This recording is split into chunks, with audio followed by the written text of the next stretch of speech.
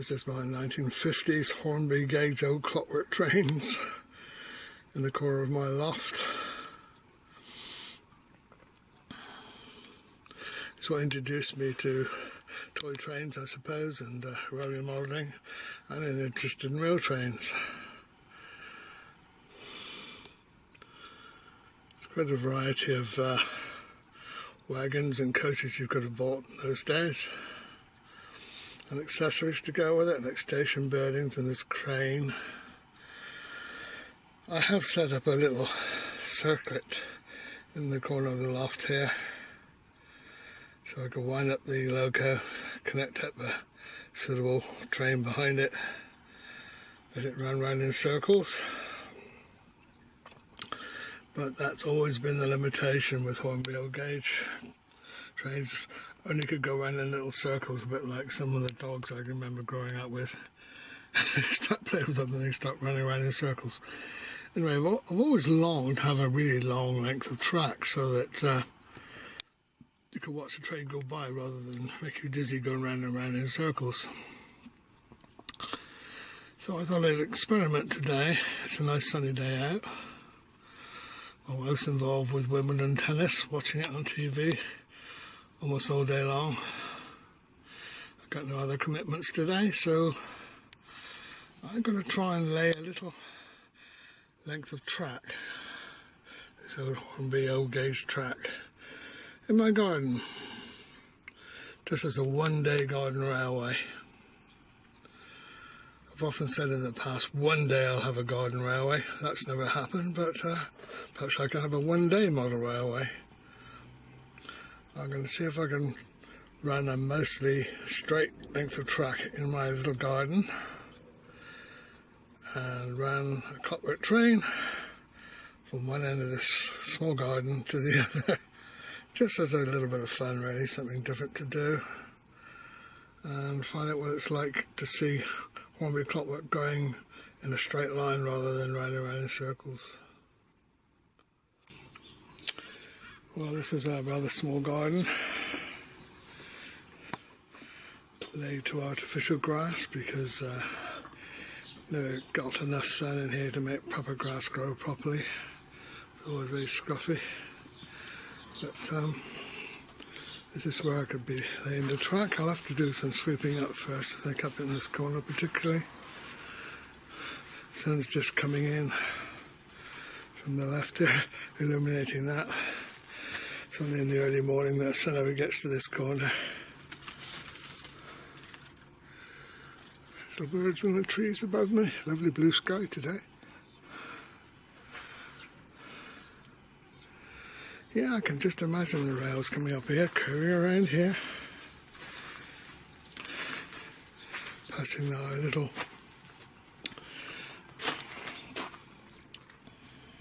flower bed train, and ended up with a terminal station here.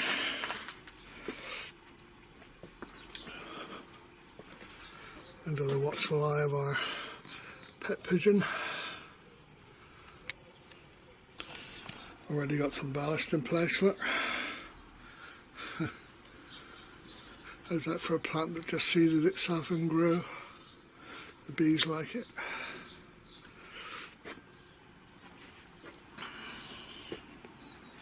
Yeah, I'll do a bit of sweeping up first, in this area particularly.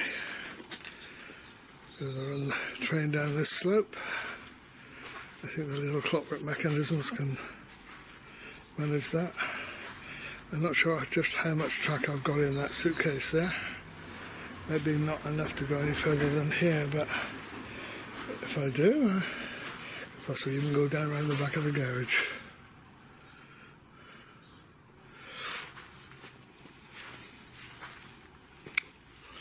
Right, let's get this sweeping brush out.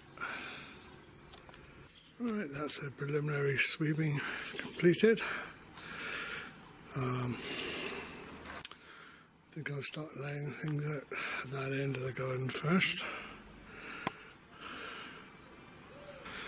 So there's a difference here between the sunlit part and the shade. Anyway, in this old style suitcase,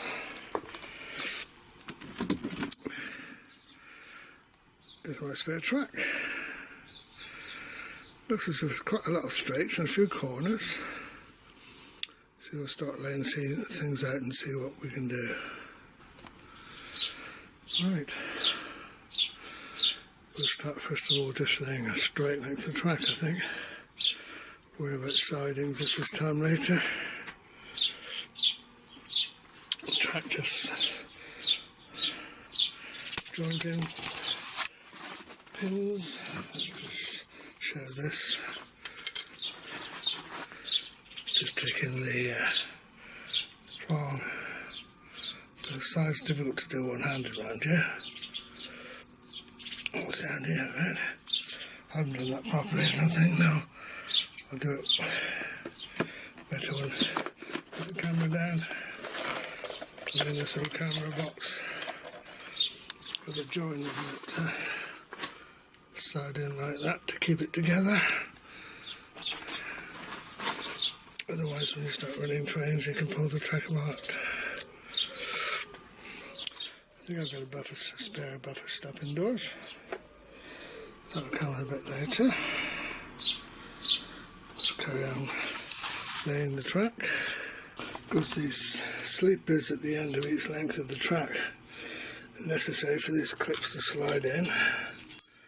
Perhaps one in the middle to keep the rails at the right gauge. But surprisingly, what Hornby thought was quite appropriate. It's never in real life do sleepers get laid that far apart, so it's not very realistic. Anyway, we're gradually inching around the garden a bit now. Nearly getting up to the lawn. Right, we're starting on the curve now. Hopefully these will be the only curves that the little locals will have to run around. Right, we're making progress in the garden now, in the straight part. This is an alternative kind of rail joiner. Goes on the outside of the sleepers. They don't always fit nice as that because sometimes the pins don't fully enmesh. So very often these are easier to put on, but let's carry on with the building. What do you think of it so far? I can hear you all saying rubbish. Anyway, back to the track. Of course, laying a one-day garden railway like this, you don't have to worry about good solid base or drainage or ballasting, as you obviously would if it was a serious outdoor garden railway. But I don't think it's going to take too long before we finish the run.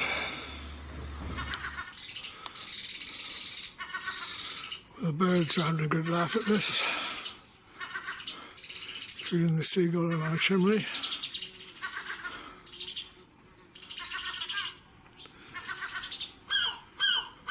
Yeah, it is funny, isn't it? I've actually come to the end of my supply of straights. I've just got 2 half straights now, which I can join together. I'll take it on right there. Nearly at the end of the lawn, not quite. Also, if I were to put some points in, that would take me on again, but that rather spoil the look of the track, I think. So anyway, we'll do our first running with this little bit of track completed.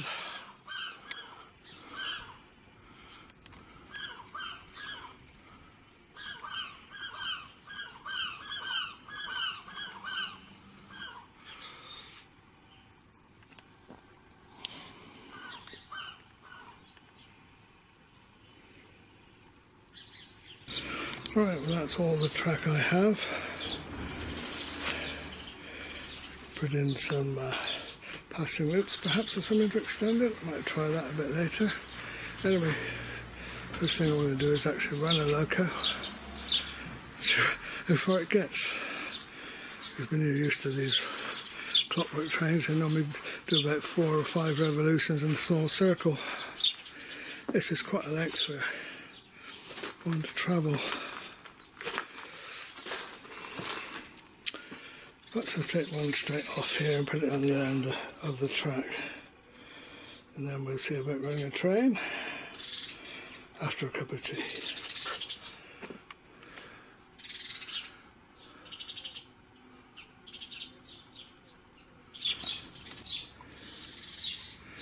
Right, my one day garden railway.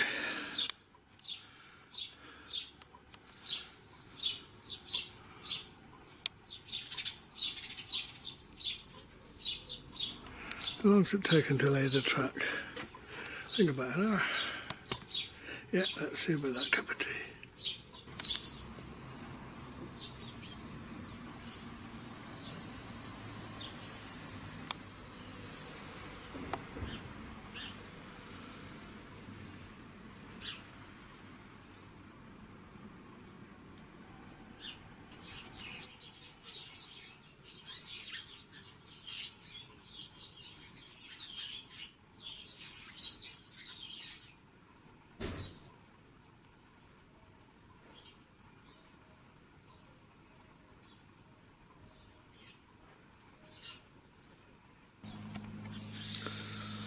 A little bird came down there a few seconds ago, but of course as soon as I reached for the camcorder, exit left.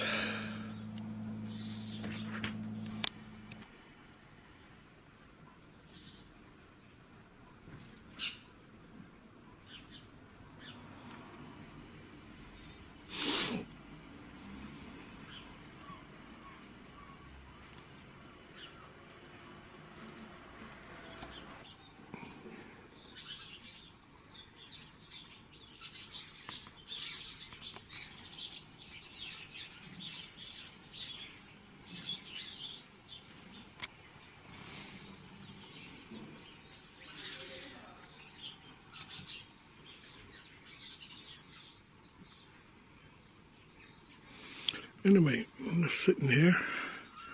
Let's get back to the railway. Right, let's experiment now. I think I'll send the very first train down, or in fact I'll just send the light loco down. I think we'll send it downhill. So used to these little clockwork trains doing about 2 or 3 6-foot diameter loops. Don't even know that it'll run the whole length of this rail. Anyway, let's go and first of all have a closer look at the locomotive.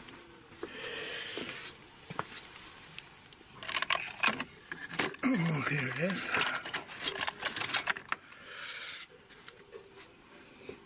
This was a big event in my life. I remember I was about 11 or 12, I realised that most locos had more wheels than this. Anyway, we got another spectator here.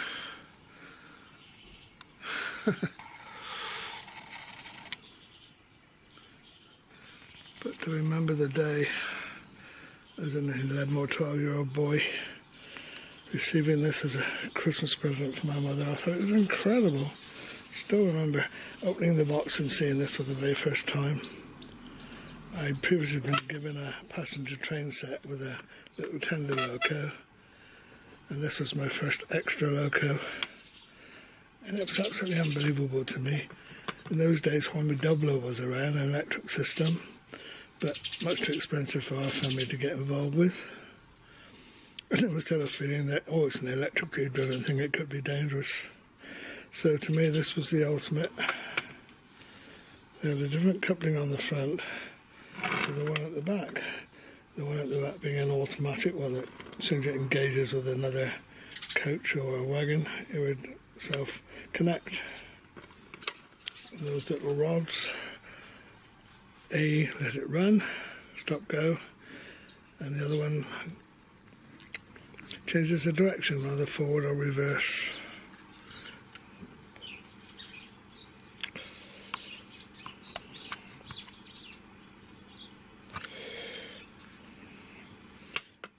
So this is getting on, well, it's well over 50 years old now, isn't it?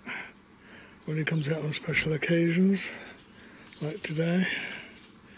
It was quite well detailed, really, for its limited wheel arrangement.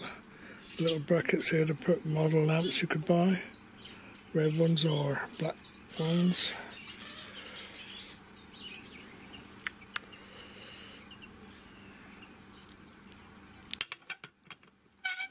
It's got the pistons, looking make-believe pistons for the gear. Of course, that's where you wind it up.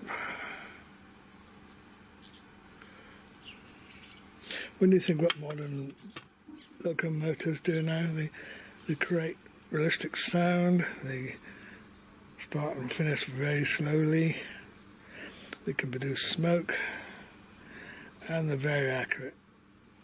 Back in the 1950s, this was a standard you got if you were into model railways. Anyway, let's take it up the other end of the track, wind it up, and see how it performs on my one-day garden railway.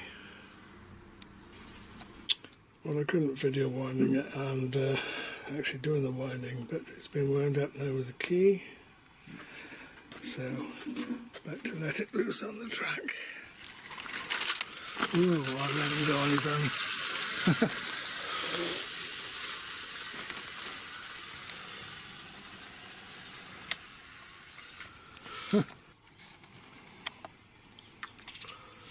Alright. Set it going again.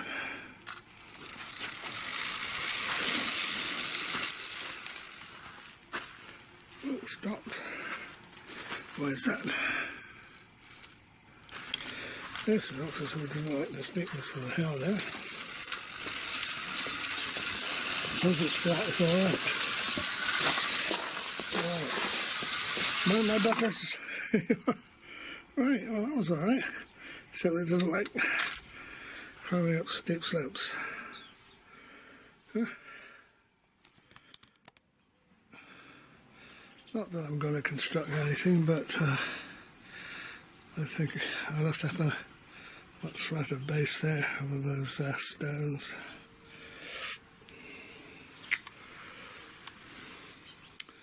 And perhaps attach a running base. Oh, I can't attach it to the wall because there's all these plants here. There's no real room to build up a raised track bed. No. Oh, well, that was fun, but rather limited fun. Yeah, because that base is so stony there and unlevel, just for the sake of better running, I'm not going to take the track over there to the shed. Start it on the straight from here, and perhaps stop it before it gets to the steep slope there. Very much shorter railway, but let's try it anyway. Right, I've tried a different arrangement now with the track, a different layout. Just running on the level part of the garden.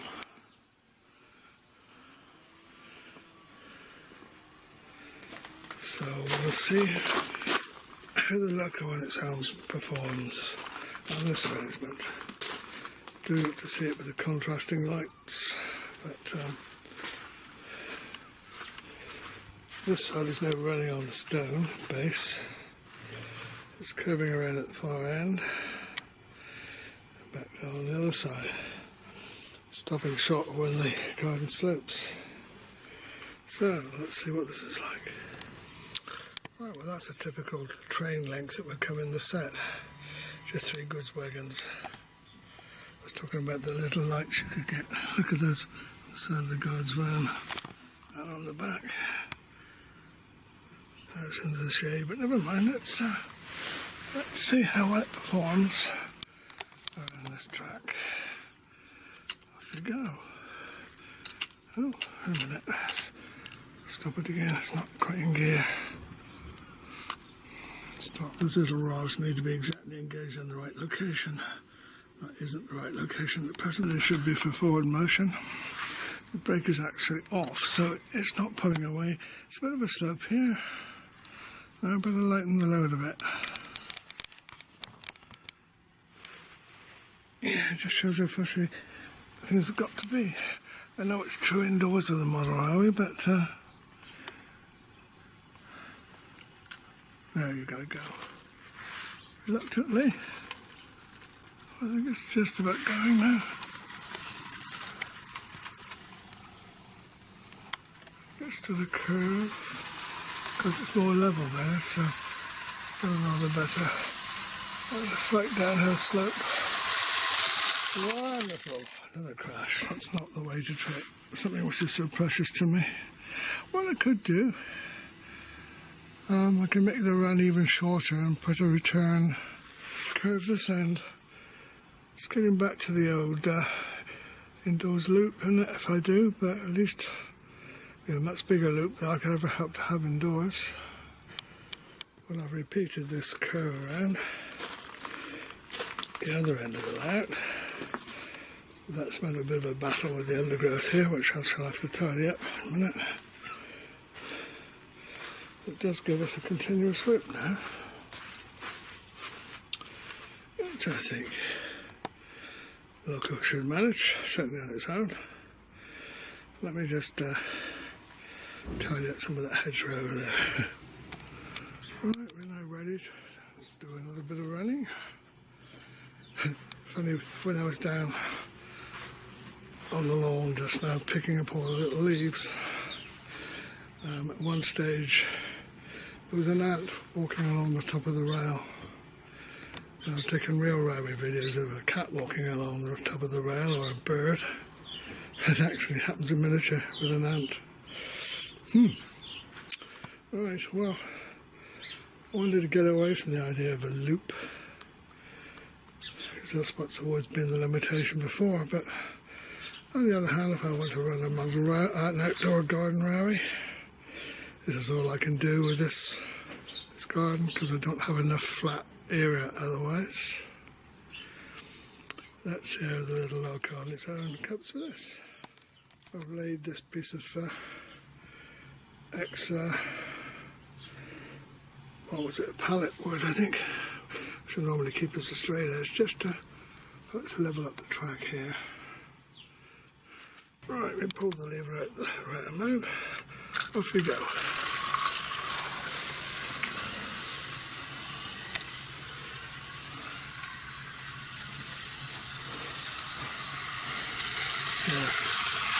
I have a chopping board under there as well. If this doesn't do the trick, I might even have to shorten the size of the loop, keep it more on the flat part of the garden. Right, off we go. What have we got now?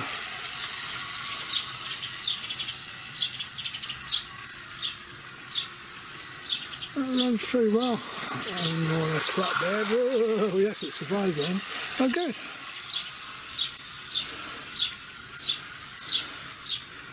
Yes, and 2 loops then. Oh, well done, little loco.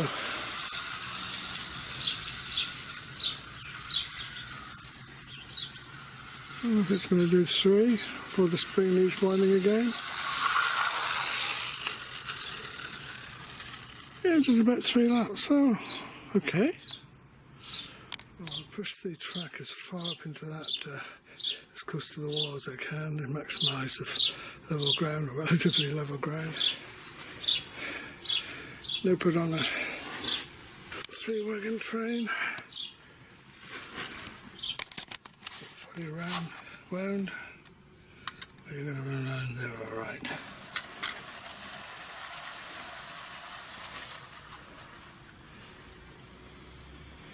No, it's not that happy. Of course, it is 50 years old.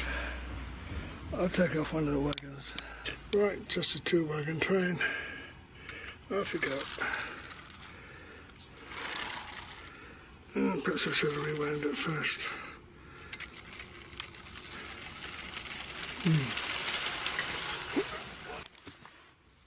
Oh, that's not going to do, is it? Okay, 2-wagon train. Off we go, fully wound.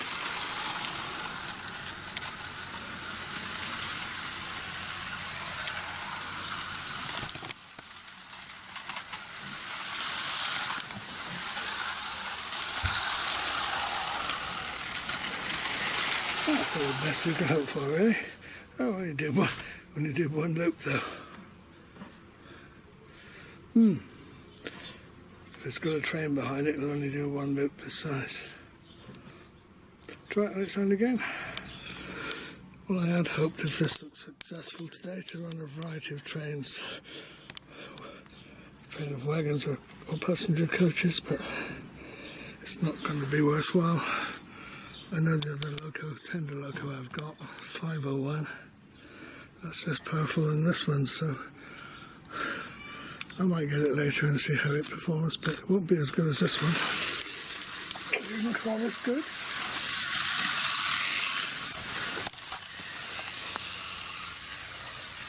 Whoa! Did you?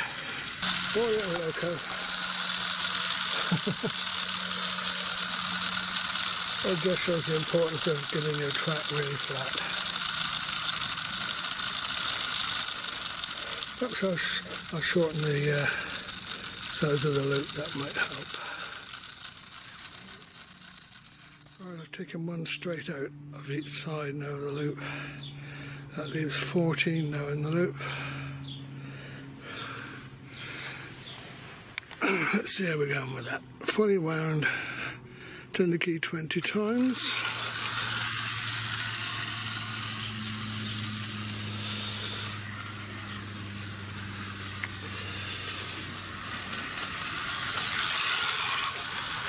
I think that's better. But you can see how uneven the track is, even though you think you're on level ground here.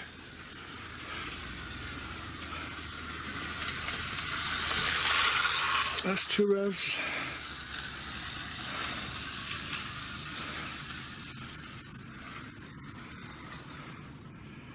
Two and a half revs. Okay, well that's the limitations of my Gordon Railway.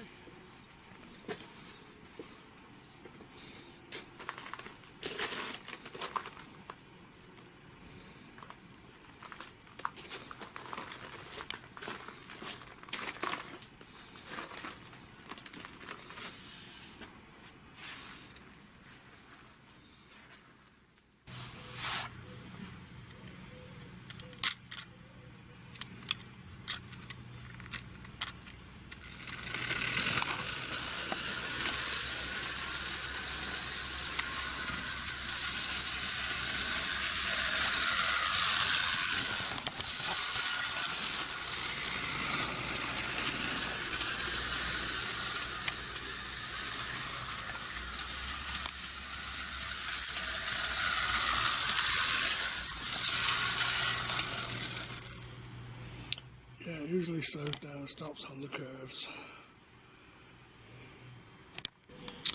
Right, before we finish, let's see it run in reverse.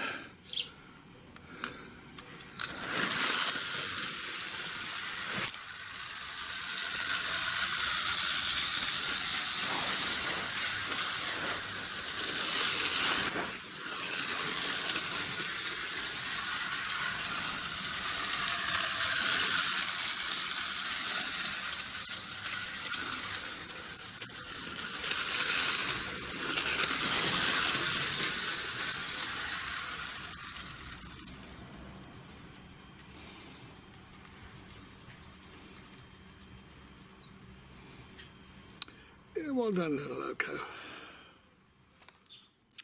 I promised myself if this was successful today, I'd celebrate by eating 50% of the strawberries in our strawberry plant this year. There's one, and there's the other. Leave that one alone because it might get more sun later. And celebrate with this one. That's the biggest strawberry this plant's ever given us. It's normally limited to about 2. It looks very nice.